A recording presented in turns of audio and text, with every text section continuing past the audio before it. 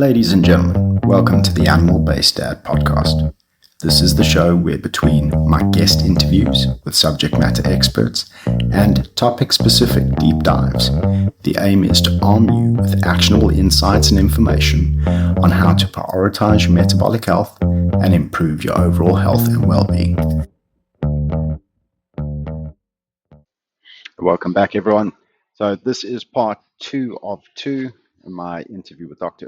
Kiernan. I hope that you all enjoyed part 1. If you haven't watched part 1 yet, please do go back and be sure to watch that first. We covered some really fantastic ground, some fascinating topics, some hard-hitting discussion, and it would lead up in your understanding of what's coming now in part 2. So this is the second hour of the discussion that Urban and myself had. It was really fantastic. I hope you enjoy it. Thanks. Or at least that's what we're designed to thrive on. It may not be the totality of what we can eat, but that's quite certainly what we thrive on. So there's that. But then there's also our need for movement, because we're not made to be sedentary, and all you have to do is look at an old lady who trips and falls, breaks something, and ends up sedentary in bed for a few months, and watch her health fall off a cliff to understand that human physiology does not do sedentary well. Yes, you get away with it more in earlier life, or at least you kick the can further down the road, and the consequences are not as immediate. But being sedentary is bad for us. There's just no two ways about that. When we look at sleep, sleep is massively important. Right? If you're not sleeping and you're not getting the right, not just the quantity of sleep, but the right quality of sleep, you're not carrying out. And then getting back to your episode with Dr. Conley, I didn't appreciate how metabolically expensive sleep was. And well, what I mean by that is there's a lot of processes that run during sleep that don't run at any other time. So you glymphatic system being one of them, but you're growing, you're repairing. So I work out during the day, you work out yourself. We don't repair then, we repair while we're sleeping. Yes. And then your glymphatic system is the clearance of your brain, getting all the metabolites and stuff out of your brain, like literally washing through your brain, which I found absolutely fascinating. So yeah, sleep is hugely important. I used to be the kind of idiot that prided myself in being able to function on 5 or less hours of sleep a night. And yeah, maybe in my 20s, but as I got into my 30s, without me realizing that was part of what was going wrong, 100% that was part of what was going wrong, because I was becoming grumpier and finding it more difficult to concentrate and not able to sort of keep up and on top of everything. And it definitely compounds and has negative consequences if you're not getting the right quality and quantity of sleep on a regular basis. And ask any new parent, and they'll know acutely what we're talking about here, because that newborn phase where your sleep is fragmented, it wreaks havoc with you. For example, last night, my son, bless him, he will go to bed really well, but some nights it's like he wakes up at 3 and decides he wants to have a house party, because he'll be in bed and he's not being naughty again, like he's just playing. Like he's awake for whatever reason, he can't sleep now, so he's playing a game. He's got his little teddy bears or whatever it is, and he's babbling at them, and they're talking and playing a game, and he's shouting and laughing and carrying on. Wakes the rest of the house up, and so you have to get up and you go in there, and go to sleep. And you get him back to sleep. Maybe it takes half an hour, maybe it takes 45 minutes. This morning it took about 45 minutes, and then I went back to sleep after that. So I slept past my alarm to try and make up the quantity of sleep. But even though I'd still got my 7 hours sort of end to end all together, that break in the middle, I woke up and I felt crap. It took me a good long while and a good few coffees this morning before I started feeling human again. So that the quality of sleep really matters. Like if you're having interrupted sleep, you're not getting the quality that you need. But when you were on Decoding Health, we were talking about this, because when you sleep, it's through a cycle which is Yeah. about like 90 minutes, Mm. thereabouts, is like from beginning to end. And I think one of the, obviously in the particular situation, you can't control that, but Yeah. it's like, where are you in that cycle when you get pulled out of that sleep? Mm. Because if it coincided with that cycle, to be honest with you, I really think that you would have been okay. That Yeah. if you got if your brain went through that the entire cycle, did its thing, you could potentially wake up at this point in time, and this is where things like presidents, world leaders, because they're dealing with global issues, they're on Mm. a 24-hour, a true Mm. 24-hour clock, and so they live their life via naps. And I'm sure there's plenty of science that's been worked out with them. It's not like, oh, we're going to go and let you sleep for like 45 minutes. It's like literally, you're going to get an hour and a half or a 3-hour window here. And Mm. like, go to bed, because you need to make sure you capture those complete cycles. Yeah. And then, okay, you got to be up, and then you got to deal with this over in this part of the world, and then, okay, you can go and you can take it. But being able to set aside those, this is like the snooze button is so deadly. Yeah. People, is Yeah. because, You never feel better. oh no, you actually feel worse. Yeah. It's because, like, even if it like coincided where I could get up right here, you hit that snooze button, your body thinks it's going to get the next 90 minutes, but Mm. you only get 9. And so it starts down this journey, and then it's like, oh crap, you got to pull me out of this. And so, Mm. that's where, a certain level of, like, homework and understanding. And, I can relate to, like, what you said, like when I worked corporate at a Fortune 500 company, I was getting maybe 4 or 5 hours Mm. sleep a night. And, ultimately that ended up, like, that almost killed me, Mm. long short. It's just like, I was run so ragged on that. It was just, this was going to wind up costing me my life. And so now that's where I started on my personal journey in my 40s, just to come Mm. back and be able to go and redefine myself, and start on this incredible journey that has now led me, sitting across the pond from you, so to speak, Yeah. on this episode. So there's just so much truth that when you go and you look at people here in Western society, I'm going to sit there and say that there's a lot of people have to have that come to Jesus Yeah. moment. 100%. It's a weird phenomenon, that, right? Because Oh, if you go and talk to the average person on the street who has not yet faced a health crisis of their own, you might as well be talking to a brick wall. They'll acknowledge what you're saying. They may even feign agreeing with it, but they're not going to change their lifestyle. Why would they? They've built up a lifestyle that's convenient and pleasurable to them. And in our day and age, everything is about convenience and pleasure, to the point we've outsourced just about all of our movement. We Like, you can walk into the average convenience store and you've got more hedonic pleasure in the form of taste and sensation than any ruler of any dynasty in history. Why would anyone want to change that until they hit their personal health crisis? And then it's like the scales fall from their eyes and they go, whoa. And I say that because that's exactly what happened to me. yes. Yeah, And 100%. It's exactly what I had to go through. And I'm at the point now, by the time this episode airs, I will just have turned 40.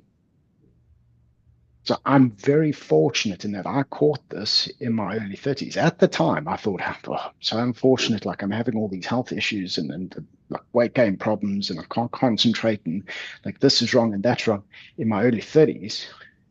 But coming out of it on the other side now, but just what a blessing in disguise, because I haven't had to wait until, and I say this because I've spoken to many, many health coaches, and the average age of their clients tends to be somewhere between 45 to 55-ish. Yeah. But there's something about that midlife point where people then tend to have their wake up moment.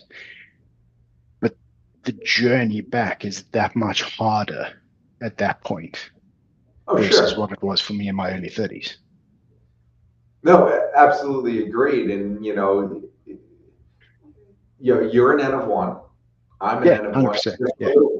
We're saying the same story. And I just off the top of my head, how many guests I've had on this show in which it's the exact same story, and it was interesting. It was an interview that I saw like on social media with a Buddhist monk, and the Buddhist monk was talking about how out there in the world everybody has a million problems Mm. until your health fails you, and then you only Yes. have one problem Yes. because your health has failed you, and as that is a tough pill to swallow if that has to be that awakening moment. Like, it shouldn't have to get to that point, Yeah. but we're now in a society, we're so driven. And when you have these conversations with people regarding it, there's a lot of people, especially you and I as males, and it's just like as a part of the male ego in which they almost feel like, well, you're weak.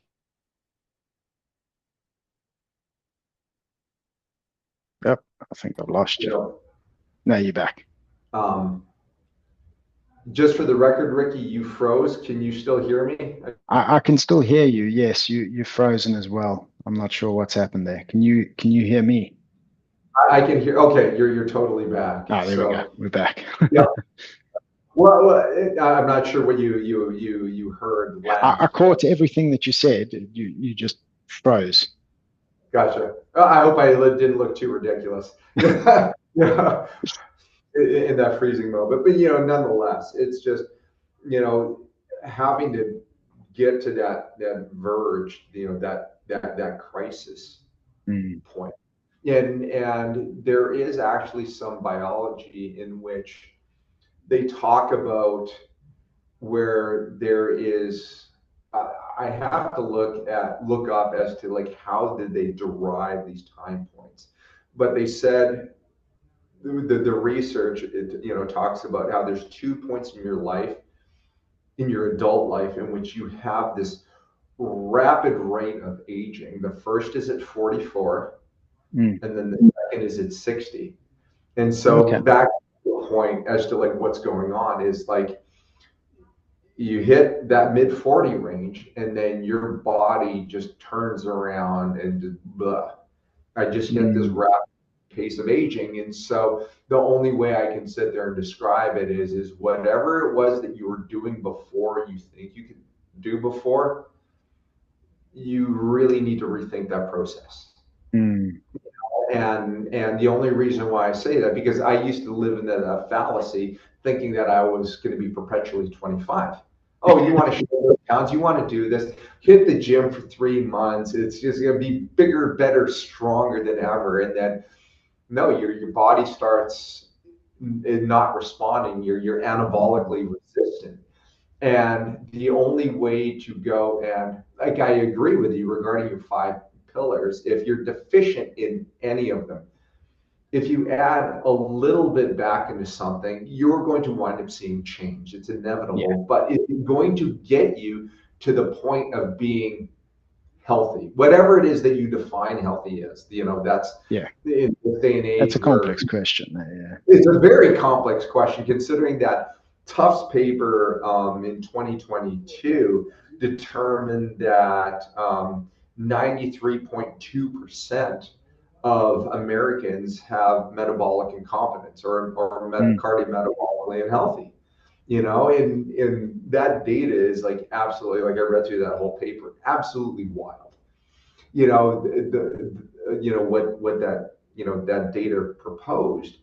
But personally, like on my journey, used to think it was just the movement, the physical activity, hit the Yeah. gym, go do this, everything's going to be fine.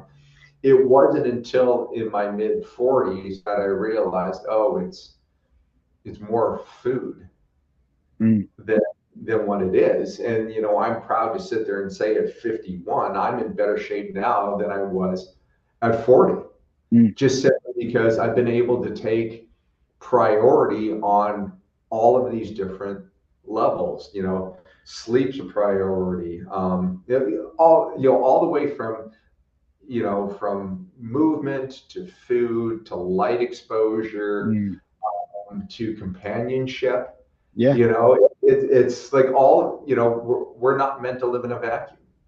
And Yeah. like all of those things from like a holistic standpoint when it comes to health, all of these things, play a huge factor. Mental health standpoint, like you name it, I personally take very, very seriously. And I advocate for everybody to take, maybe not as serious as I do, but at least have consideration for all of these points. Like especially like, you know, from the mental health aspect, because that's such a taboo, you know, such a taboo topic.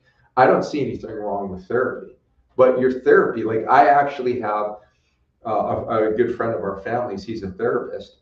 He actually puts all of his clients on a ketogenic diet because it makes his job a hell of a lot easier, in which you're feeding your brain the appropriate nutrients to be able to repair so that he can come in and do the reprogramming part. Yeah. You know, you got to fix the hardware so he can come in and help you deal with this programming aspect, because that's the point of therapy, is how do you think about things differently, because you're inadvertently causing yourself a lot of stress because you're just thinking about things wrong.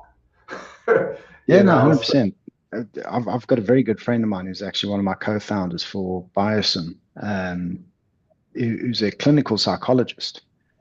And Clarence is a highly intelligent guy, and he works with kids and helps them through depression and anxiety and stuff like that. And over our conversations over many years, he's actually come around to the metabolic sort of theory, the mitochondrial theory of mental health, in line with Dr. Georgia Ede and Dr. Chris Palmer, and realized that actually there's a biological component to this.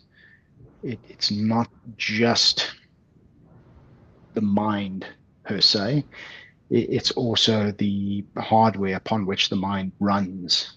And if you're not looking after the hardware as a fundamental basis, then how do you expect the mind to run properly? It's not gonna. well, and you're bringing up an interesting point, in which every all everything in life takes place in your brain. Yeah. You know, you look at all of this other stuff, this corporeal aspect. These are all just assets to help support your brain. And you know, yeah, I mentioned like with INVP, we're developing novel therapeutics towards Alzheimer's disease, and you know, this is why I can, like, you know, speak on some of this stuff, in which the meta everybody talks about like BMI, you know, and like all of the calories in, calories out. I was on a treadmill and I burnt these number of calories. How many calories does your brain burn in a day? And is that accounted for as a part of your nutritional sustenance, as a part of that? Like, you know, bringing up Joe Rogan again, he's actually got you know, there's a clip out there where they're talking about the chess players. Yeah. You know, and it's just absolutely fascinating. In case any of your listeners haven't seen this, like these chess players were like deep thought concentrating, were actually losing weight. They were still eating food, but they were losing weight during the course of these chess tournaments. And they figured it out that these guys, from the mental process, were burning 6,000 calories a day. 6,000 in order to be able to think at that level. And you know, I'm writing an NIH SBIR phase 2 right now, and I can tell you, like, you know, there is a little bit of, you know, burning the midnight oil as a part of that, being too tired. but there's so much thought that goes into the construction of those, because you're limited on space. Every single word counts big time. counts in that, in terms of telling that story. And when I get done and I submit that grant, boom, full funding, you get the email and it's finally submitted. Literally, the only thing I want to do is go to sleep. It's because you're just so mentally spent from that. But that's something that is a part of this whole health equation.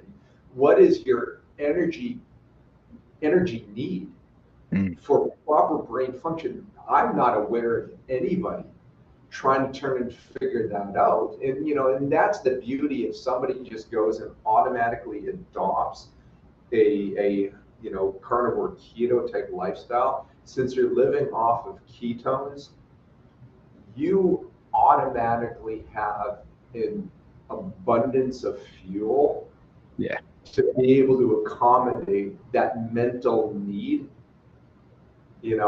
on top of being able. So we're talking about the hardware. You got to fix the hardware. Talking about therapy, working with reprogramming. Well, now you're giving enough juice, enough electricity to keep the computer running.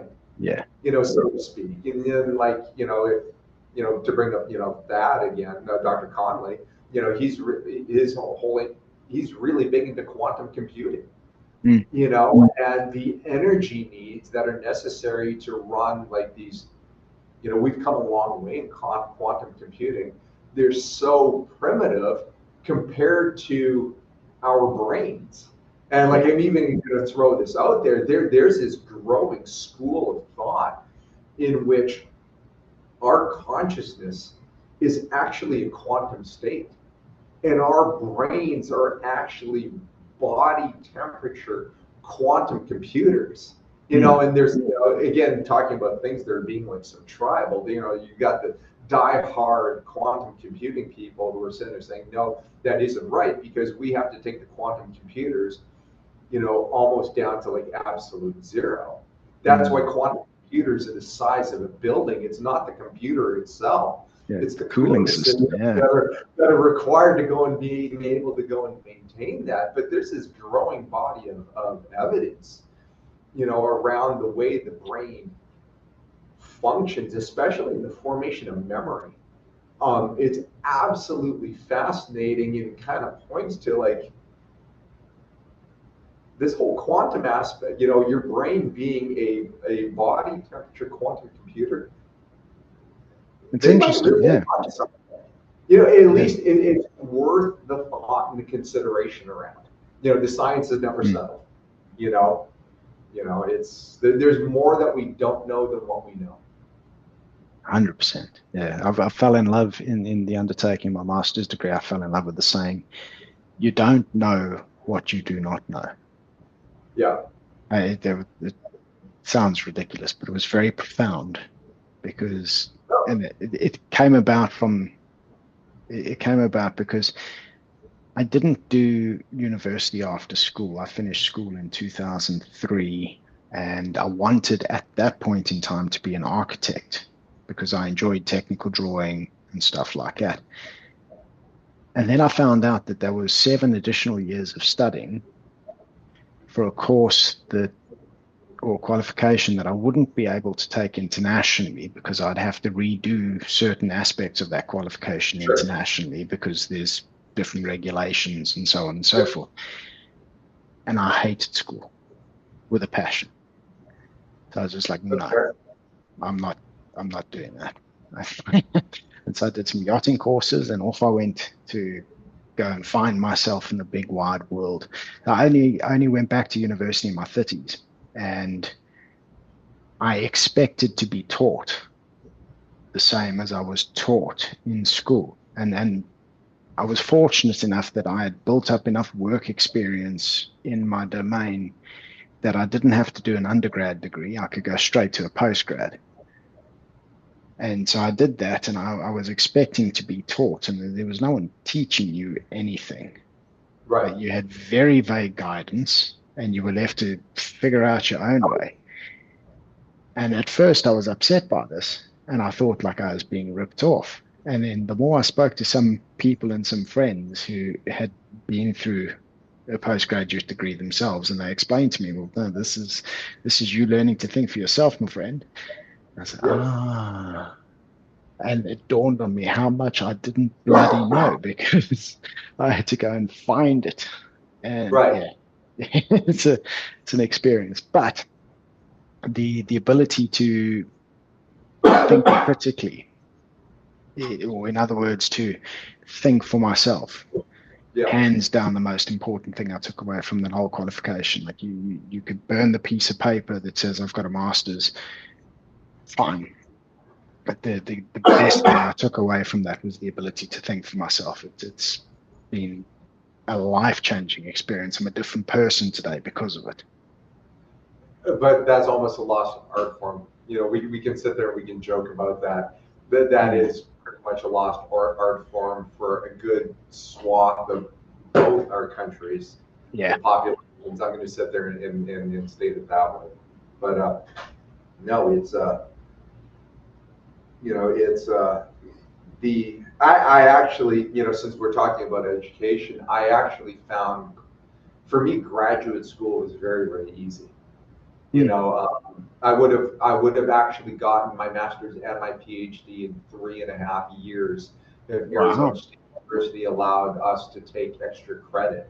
It's just like, no, it's so I had already defended my thesis by the time I did that in December, and then basically the last semester of my graduate career, I showed up for 1 hour a week on campus because there was one lecture class that you had to attend, and I was just working, the rest of the time until I could actually walk and get hooded as a part of that. So again, it's please don't take that as me bragging. It's just that different approach and thought process versus I found undergrad very, very different, where it's very, very curriculum based and everything. You have, this is the course and this is the course outline. You got to read these textbook sections, answer these questions. I found a lot of the learning very bulimic. A lot of parroting, a lot of rinse and repeat. It was at that over and over again. Whereas in graduate school, you got to be you.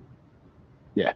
And it gives you that opportunity to develop an academic curriculum predicated upon, who you are. And like, in graduate school, there's so many people who are vampires.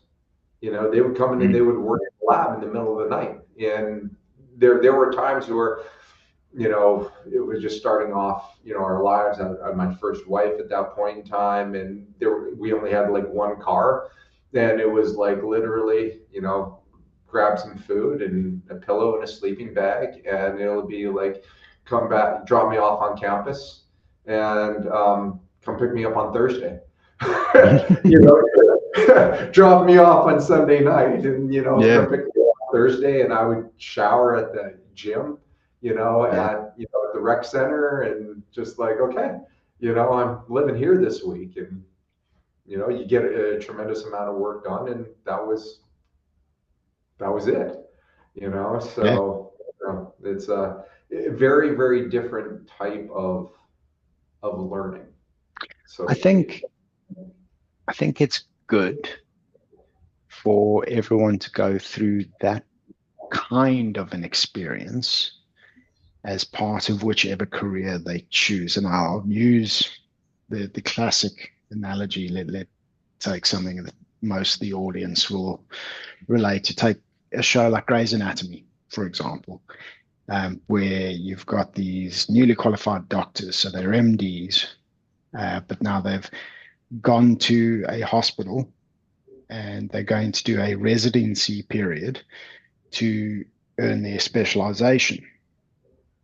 And that residency period is hell on earth. Like that is long hours, hard work, chaos, turmoil, the whole lot.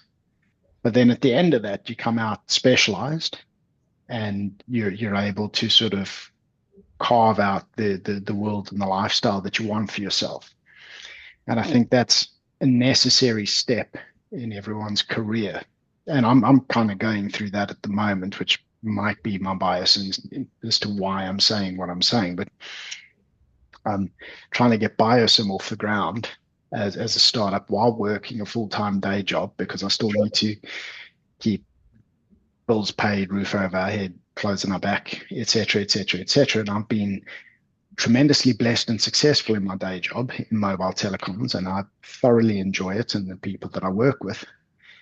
But with the shift in my health journey, my passion has shifted, and I want to help people get ahead of modern lifestyle disease. And I suppose that's where you and I, excuse me, where our approaches differ. If I've understood you correctly, with your company, you are directly intervening in the disease itself, coming up with therapeutics and tech to try and help people who are already diagnosed with suffering and trying to manage lifestyle and chronic disease.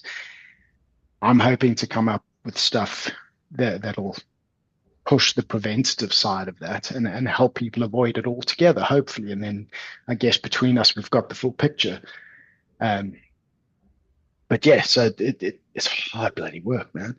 Like running a podcast, full-time day job, husband, dad, and trying to build a company from the ground up. But I'm hopeful that at the end of that, once it's a success, I can look back on this and be like, you know, this was my residency period, and those late nights and crazy hours and juggling all the different responsibilities and things. But look where we've ended up for it. So, and you and I have very, very similar journeys, you know, with it. Again, the life of an entrepreneur, because that's what you are. To be honest with you, it isn't for everybody. No, for sure. And, you know, there's so many people like, oh, you have the potential for like all this, you know, freedom. Because like most days I work from home, and it's just like, you know, you have most people have a gross misunderstanding of what I do. It's not like it's not like I'm carrying bricks around. It's not physical labor, but you know, I went and I got a bloody PhD, for crying out loud. You don't get a PhD to be doing manual labor. You know, that's the whole thing of getting a higher degree. And you know, it's, you know, there's only so many hours in the day. You have to make concessions. I know, you know, for the audience members, you've actually scolded me because you and I have been conversing on LinkedIn. And I didn't know the time difference between the two of us. You're like, it's nighttime. This is blue light, and you should be sleeping right now. And like, basically, yes, Dad. The opposite of what I'm doing now. Like it's nighttime. Yeah. This is blue light. I should be in bed already. Yeah, but you know, that's what you have to do in order to live up to that life purpose, that life journey, to be able to go and help people. And let me just kind of clarify for everybody, like IMBP, we are by definition, we are a biopharma company. We're developing therapeutic interventions. But even though, you know, I have a commitment to myself as well as to my family, like even though I own my own drug company, I never want to be a customer. Okay, so I take my personal, you know, I take this very, very, you know, seriously. Now, at the same token, too, unlike many of my other colleagues in the industry, I view therapeutics, for the most part, there's always exceptions, for the most part, a crutch. Okay, it's not a life sentence. Okay, this is a tool to help you through this period in your life to help overcome this. However, you have a personal responsibility to yourself to correct the behaviors that have contributed to this problem. Now, if they're for whatever reason, they refuse to make those corrective behaviors, then yes, this will be a life sentence, and you will be on the drug till the day you die, in theory. Okay. Yeah. You know, and from a business model standpoint, I'd be like, hey, that's great. But no, from an ethics standpoint, I find that absolutely horrible. And that's why I have things like the Decoding Health podcast. Yeah. I've aligned myself with individuals such as you to be able to go, hey, you know, to be honest with you, I almost like have a challenge out there. It's like, even though I'm in the process of developing these drugs that, at least on paper, when you go and you do the financial analysis, these things are going to be worth billions of dollars. Make me go bankrupt. Seriously, correct all of these woes in society to make my drugs irrelevant. That is my challenge out there. I know human behavior. Now, there's still going to be a marketplace for what it is that, you know, my company is innovating and producing.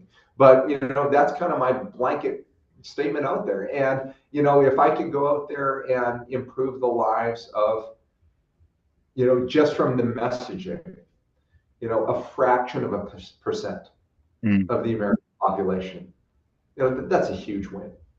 You know, that's absolutely a huge win if you can touch the, you know, correct the behaviors just through conversation with individuals such as yourself. It's just like, you know, how much more can somebody actually, you know, ask for?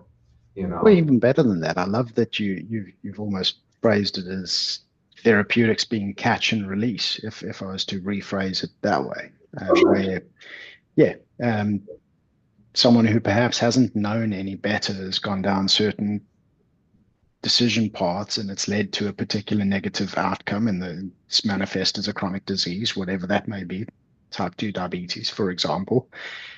And there's therapeutics that can help them manage that disease, because it can be quite devastating without correct management. But the aim, and I love that you've articulated that, the aim is to help the person through that path while they take agency and they correct the behaviors to improve their health, and then hopefully on the other end come off the prescription medication or off the therapeutic, because they've restored their health and they can carry on living a normal, healthy life again. That's the dream. it is, and you know, this is going to sound a little bit, you know, foolish maybe, but you know, you said reclaim their health. And we've already established as a part of this conversation, define health. You know, it's like when you have a country like the United States of America with 350 million people, and in the adult population, 93% of people are cardiometabolically unhealthy. How do you define normal? You know, that you know, it's very academic and philosophical, but it's a very, very real question, because healthy has to be benchmarked against something. Okay. You know, and so when everybody, or the gross, all in caps, majority of people are not healthy, you know, it's like, where does that curve lie? You know, speaking about education, you always have one person that everybody gets pissed off because they destroyed the curve. Okay. You know, it's where is that skewing? Is the average supposed to be a C, a B? Well, no, right now the average is it's an F. You know, when you go and you look at it, you know, it's, you know, having a Filipino mom, if I would have come back with a 7% exam, you know, even though I'm 51 years old, I still wouldn't be able to sit down. That type of beating that I would have received for that poor of a performance. But you know, long story short, it's just people need to understand. And again, I have to put the level of accountability down onto the user, the patient. you have to understand what the expectation is. And the only reason why I'm bringing this up is because there's this whole GLP-1 receptor agonist craze. I can't comment what it's like in the US or over in the UK. No, it's here as well, Dan. Not to the same degree, but it's here, and it's all the rage. It's absolutely insane. And the metric for health, the way it's being played out is what your weight is, what your number is on a scale. That's all what they're going by. And back to your definition of metabolic health all begins in the cell. I always view it as working downwards, but at the end of the day, you wind up at the cell. And if you have metabolic dysfunction at a cellular level, and I did an episode on the Decoding Health on your immune system being fat. It was actually, the publication was like in 2010, in which it was done in your neck of the woods, in which they determined in cancer patients that there was this gross disproportionate amount of fat in T killer cells. And it actually prevented the T killer cells from actually performing their job. And that's a part of cancer, is it's able to evade the immune system.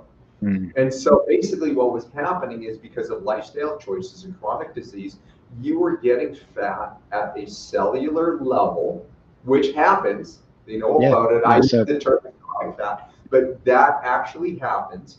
Your T killer cells were fat, sluggish, not performing, and you were, lo and behold, developing. Yeah. So just for the audience, what you're describing there is not, because most people think adipose tissue if you're talking about fat cells, right? We're not talking about fat cells. We're talking about cells which are not meant to be carrying excess lipids or triglycerides, rather, now carrying them because there's just that much abundance around the system. Well, and it's more than just triglycerides. It's also mono and diacylglycerols. And this is something, when you start looking, well, they just changed the name from non-alcoholic fatty liver disease to metabolically associated fatty liver disease, MAFLD. That's going around. Again, I have to use the term ectopic fat. When you look at the liver of those individuals, there's these fat deposits all over the place. And again, when you even go down into the cellular level, those fat deposits, which are a mixture of mono, di, and triacylglycerols, it's permeated into the cells. And I've actually touched on this on the Decoding Health too. When you get diacylglycerols inside a cell, the entire phosphorylation system just gets fundamentally confused. It's like one of those rooms where you've got light switches all over the place, and if I switch this one off here, it affects the ones over there. It's like you wind up coming. It's like, why does this light not work? And then you're going around the room flipping switches. It's just like, it's got to be one of these over here. That's literally what happens in the cell when you end up with this ectopic meaning it doesn't belong there. Everybody's familiar with ectopic pregnancy. Yeah. It's ectopic fat. And you wind up with this ectopic fat.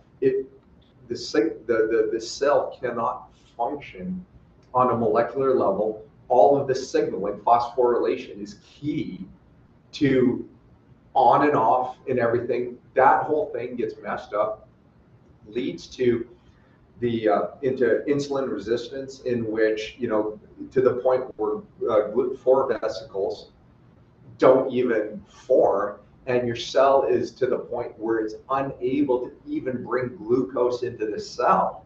This is the work of Dr. Gerald Schulman at Yale School of Medicine, which he demonstrated that. And it's not just in liver tissue, it's also in muscle.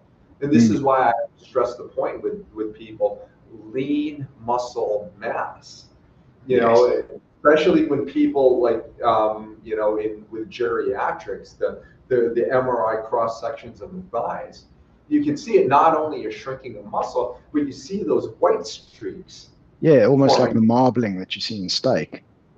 Yeah, Well, exactly. it's not supposed to be there. Right.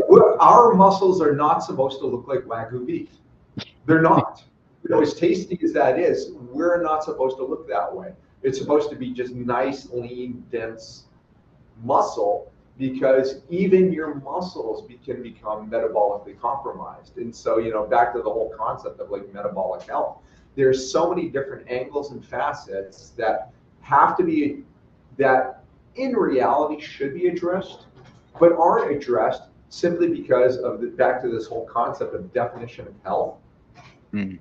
It's all over the place. You know, this could not be any more pronounced when you start looking at people who start talking about longevity, health span, wellness. It's a free for all in terms of like, how do you turn around and define that? Like it's almost like choose your own adventure, and people just kind of like make this up along the way, predicated upon I found a unique business niche that I can turn around and exploit in order to make money on, you know. And so therefore I'm turning around and I'm developing this aspect of a burgeoning area of healthcare, but in reality it leads to a tremendous amount of confusion, just simply because of modern social media and everything. You can go and you can promote that message out there very quickly when there aren't clear defined definitions in place, so that people, you know, one thing is understanding that there's a problem, okay? And you know, there's people who aren't even, you know, people being tribal, we don't even come to eye on what the freaking problem is, like, Yeah. you know. And how are you then supposed to come up with an actually viable solution when you can't even agree on what the problem is? You know, we kind of know that we're working towards the same goal, you know, but it's just like we're so nuanced in our ways and stuff. Like, how do you turn around and absolutely address that? So I find it very interesting, but it's also very confusing and frustrating at the same time. And so Yeah, absolutely. I guess from my perspective at least, I think that's where, for me, focusing on the evolutionary biology side of it, and then in particular the lifestyle factors. So we'll take the 5 pillars of metabolic health, as I call it, and just concentrating on aligning your lifestyle to at least cater for each of those adequately. Like, that's never going to be perfect, and I think that's something people also need to come to terms with. There was something I needed to come to terms with myself, is you never arrive in this journey of health. It's a journey. Like, you're always going to be chasing it all the way till the end, and then it's going to fall off a cliff and you're going to die. But you're never going to be, oh, I've reached the pinnacle of health and now I'm going to stay here forever. It's daily work, and it's about falling in love with the process and building a lifestyle that is process driven, but you enjoy it and you can sustain it. well, and I'm going to add on top of this too, because we already touched on it. It has to evolve. It's every 7 years, and I could be off on, you know, with the new science, you know, regarding the timing on that, but every 7 years, every cell in your body has turned over. Yeah. So literally 7, 14, 20, you are literally a different human being. Brand new thing, yeah. And so as you go through this changes in turnover and like telomere shortening, it's a very, very real thing. It happens to all of us. There is no clear-cut solution for that, even though there are people who sit there and they sell product stuff at the gift shop on the wall. We're going to solve with that. Buyer beware regarding all of that. That science is not settled by any stretch of the imagination. But nonetheless, you're on this journey, And just because you found something that works for you at this time point in your life, that doesn't mean that's going to be gospel in 7, 10, Yeah. 20 years from now. And okay, that major aging point at 44, okay, around that time, you need to be prepared that I need to go and start revamping everything from food to exercise, the 5 pillars. I need to be prepared. Well, first and foremost, you have to be aware that they exist. And then number 2, yeah. as to, okay, what type of changes I need. But then you go and you get something dialed in. Well, the next inflection point is at 60. You're going to have to do it again, you know, and maybe there's another time point later on where you have to do it again. So there has to be this constant feedback loop mechanism. You have to have enough awareness about yourself in which, hey, it used to feel this way, or I used to respond this way, and it's just not anymore. Yeah. I need to use your term agency over that. I need to investigate what's going on here. Maybe I need to make a change. Maybe I need to supplement a little bit more magnesium. Okay, maybe I need to add something new to my life. More sleep. Yeah. I don't know. Yeah, you don't know for sure. But you know, it's a natural part of life. Maybe it's HRT. You know, maybe I'm even going to dare throw the controversial term peptides. You know, maybe it's peptides that's out there, which, you know, that's kind of like a red flag for a lot of things, just due lack of, you know, regulatory and oversight on that. But that's a different conversation. We have had that conversation. I don't know. You know, no, but you know, that's brilliant, Dr. Kiernan. I've just looked down at the time, and I think a good place for us to wrap this up would be to ask you, what do you do on a daily basis to look after your own metabolic health? What does looking after health look like for Dr. Urban Kiernan? Okay, so the way it stands today, and again, it's constantly evolving. I start off my day with intermittent fasting. Okay, now, you know, you had mentioned Shannon Davis. I am now a user of Unicity products. I'm one of those individuals that my wife has actually told me, don't intermittent fast because you turn into an a-hole. Because I would get so hangry. However, I'm able to go and capture all of the benefits of intermittent. Like I don't even know what time it is right now. It's probably around 2 p.m. my time. I haven't eaten yet today because I've been enjoying my Unamate drink, suppressing my appetite. I'm completely, totally fine. I'm going to go home. We're having steaks tonight, so I'm having steak with butter. Awesome. I'm going to eat that. I might fry up a few eggs to kind of go with that as well, just to kind of go and change up the consistency, texture, and flavor of all of that stuff. Less focusing on high protein, high fat. I will indulge in some level of carbohydrate, but I try to keep that as the lowest tier when it comes to my macronutrients. You know, unfortunately, because of deadlines, I am going to have some blue light exposure, you know, as a part of it. Normally throughout the week, however, today is Friday. Today is an off day. You know, I do go and do Brazilian Jiu-Jitsu at nighttime. I do that. You know, I get 1 to 2 hours a day during the week, you know, of that. So I get a nice mix of cardiovascular as well as isocentric muscle contraction. Yeah, well, it's the most physically taxing thing I've ever done. Yes, and you know, and unfortunately, or you know, maybe fortunately, my schedule it does prevent me from going to a gym. But at the same token, too, when I'm in competition, I compete at 168 pounds, and you know, with the weight cut and all of that stuff, considering for my height. to compete at 168, I have to actually manage the amount of muscle mass that I have. It's not to sit there and say that I'm weak or anything like that. That's not it. But like when I'm in full competition mode, I'm walking around like it's 7% body fat. Yeah. You know, Yeah. And so I've seen some of your photos. You definitely, like, for 51-year-old man, like, you put yeah. most 30-year-olds to absolute shame. Thank you very much. And, you know, I appreciate that. So, you know, it's a combination of, you know, at this point in time, you know, diet and exercise with things that I can enjoy and commit to so that it makes the discipline easy. Yeah. Okay. It's like when you dread something, you know, everybody talks about motivation. No, motivation's it's horrible. Yeah.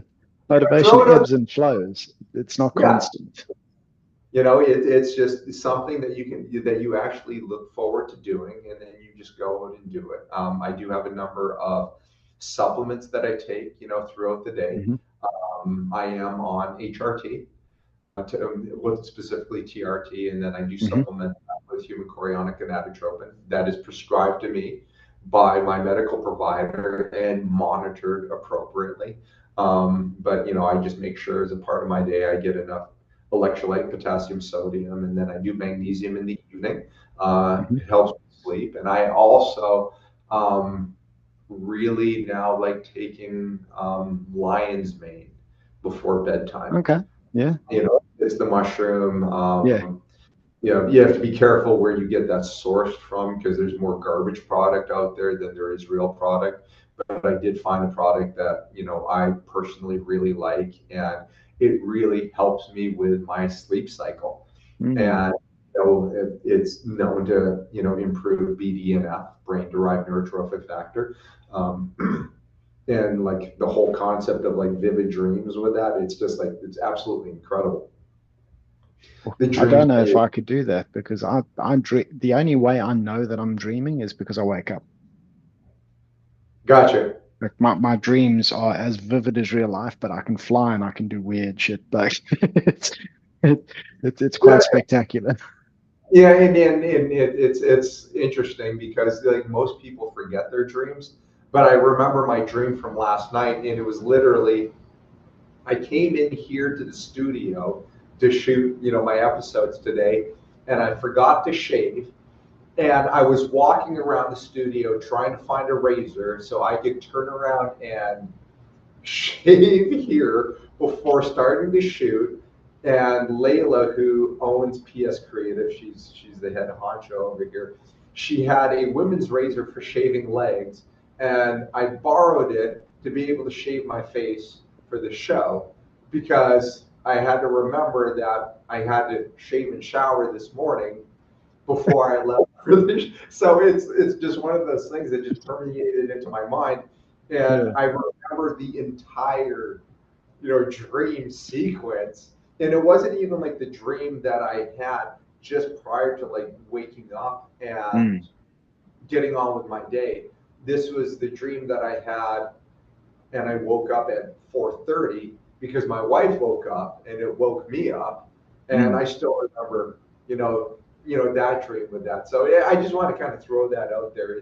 It's one of those things that I just kind of stumbled on and started, you know, Yeah, that's taking. interesting. It was just it is actually doing something to the melon that I didn't expect. But you Nice. know, again, it's just I do a number of things to be able to like challenge myself. You know, I discipline myself to go and do Duolingo Mm. every single Mm. day. Like I'm at like 1,944 days straight of What doing what Duolingo. what what language?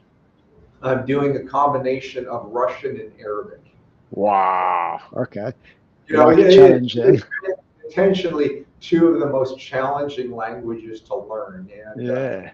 you know, it's Nice. not that I can sit there and say that my Arabic is terrible. And it's not to sit there and say that my Russian is any good, but you know, I know enough Russian that if somebody was, the only reason why I know this is my son was at a camp and I was there, and there was a dad speaking to his 5-year-old son in Russian, and I understood every single word that he said. It's like, wow, I can communicate with a child.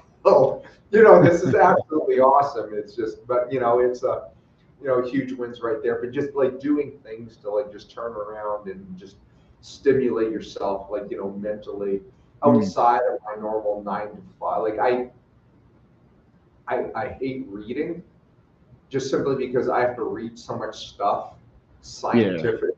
I find like very little enjoyment. I will like audiobook, stuff, but I really don't get enjoyment of like sitting down. Like I like the feel of holding a book, but I really dislike just actually having to read words, if that makes No, I understand. I don't like reading per se. I enjoy audiobooks and I enjoy podcasts. And I think I don't want to digress too much because it's quite late, but I think if you look again, evolutionary biology perspective, we're a storytelling species, and that we've been telling stories for eons. We've only been reading for a couple 100 years, en masse, that is. So I think it's more natural to the way our brains function to listen to a story, to watch someone talk and tell a story, than it is to try and read it on a piece of paper. No, absolutely. I'm not going to argue. And that's a part of, I'm going to throw out something controversial. That is one of the downfalls during COVID, because everybody was mashed up, and you didn't get that association with actual. We're so visual, and there's so much of verbal communication in which you have to see the person's mouth move. Again, it's we don't know what we don't know, and we don't know more than what we know. So there's just so much stuff that we have to go and kind of put together. So I hope I answered your question. No, that was brilliant. That was brilliant. Well, Dr. Kiernan, it's been absolutely fantastic. 2 hours has flown by quicker than I would have expected it to. We could carry on talking for 2 more hours quite easily, but I think we better wrap it up there. Thank you so much for your time. It's been an absolute pleasure. Hey, enjoy Ricky, the steak this evening. Absolutely. Thank you very much for having me on the show. I hope your audience gets, at least a modicum of value out of all of my sure they'll enjoy it and stuff. But it's I treasure my friendship with you. I'm glad that we crossed paths. Thank you again, Shannon, for getting us introduced to this stuff. And we're, even though we're in different parts of the world, we're all working towards the same goal of making people better. And I fully support you with what you're doing with Biosim and your podcast. Thank you. And just keep on fighting the good fight. Thank you. And likewise with your endeavors. And then for the audience, what I'll do is all the relevant links for Dr. Kiernan, and you can find them in the show notes in the description, so that you can like and follow the Decoding Health podcast, his company, all the good stuff that he's up to as well. Awesome. Hey, Ricky, really appreciate it. Thank you. Thank you very much, everyone. Ladies and gentlemen, thank you very much for watching the episode. I hope that you found the conversation meaningful and informative, and I hope that it has empowered you with some tools and insights that you can take to tweak and improve your own lifestyle approach in pursuit of optimal metabolic health outcomes. If you've enjoyed the episode, and if you're enjoying the podcast, I'd like you to do me the kindness of please subscribing to the channel, giving it a like, maybe even giving it a share. Help to raise awareness and get the podcast in front of as many viewers as possible, because it is my passion to try and help as many people as possible to understand more of the nuance around metabolic health and how to tweak their lifestyle in pursuit of optimal outcomes. Also, if you have any constructive feedback, things that you think I could improve on, any critiques, any criticisms, please do feed them back. I give you my solemn word that I will take them seriously, and I will, to the best of my ability, work to improve and to give you a more refined and more targeted product as a result of your feedback. So I will take it seriously, and I'll do what I can to improve the show. But again, thank you very much for watching. Keep thriving.